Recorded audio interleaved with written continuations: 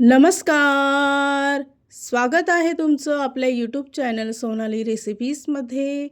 तर आजची खास रेसिपी आज आपण बनवणार आहे कॅरेमेलचा शिरा किंवा कॅरेमेल सुजी हलवा.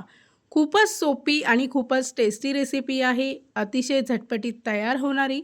तुम्हाला जर काही गोड खावंसं वाटलं तर तुम्ही ही झटपटीत तयार होणारी रेसिपी करू शकता. चला तर मग या रेसिपीसाठी लागणारे संपूर्ण साहित्य व कृती पाहून घेऊ. कॅरेमेलचा शिरा तयार करण्यासाठी इथे मी एका भांड्यामध्ये 1 वाटी बारीक रवा घेतला आहे. त्याचबरोबर 1 वाटी दूध घ्यायचं. दोन्ही साहित्य चांगलं मिक्स करून घ्यायचं. या रेसिपीसाठी सर्व साहित्य मी एकाच वाटीने मोजून घेतले आहे. त्यानंतर एका पॅनमध्ये 1 चमचा साजूक तूप टाकून आवडीप्रमाणे बारीक कट केलेले ड्रायफ्रूट टाकायचे आहे. 1 मिनिटासाठी ड्रायफ्रूट चांगले परतवून घ्यायचे. त्यानंतर एका प्लेटमध्ये काढून घ्यायचे. त्याच पॅनमध्ये अर्धी वाटी साखर घेतली आहे आणि अर्धी वाटी साजूक तूप घेतलं आहे.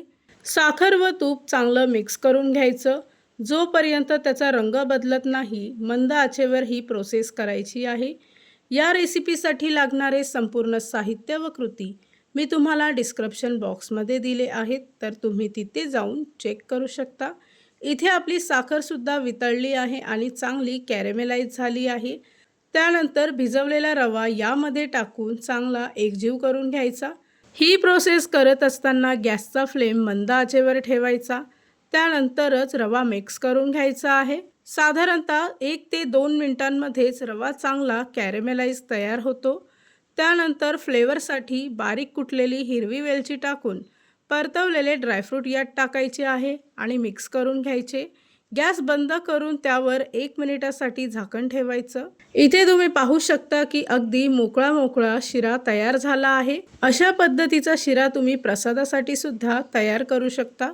तयार झाली आहे आजची खास रेसिपी. खूपच सोपी, खूपच टेस्टी, अतिशय झटपटीत तयार होणारा कॅरेमेल शिरा किंवा कॅरेमेल सुजी हलवा. ही रेसिपी तर तुम्ही नक्की ट्राय करून बघा, तुम्हाला खूपच आवडेल. आणि जर का तुम्हाला हा आजचा व्हिडिओ आवडला असेल तर प्लीज लाईक, शेअर आणि कमेंट करा.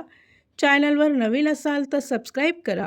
सबस्क्राईब केल्यामुळे काय होईल, ज्या वेळेस मी रेसिपीचा नवीन व्हिडिओ अपलोड करेल तर त्याचं नोटिफिकेशन तुमच्या मोबाईलवर येईल. आणि पुन्हा भेटूया आपण अशीच एक रेसिपी घेऊन.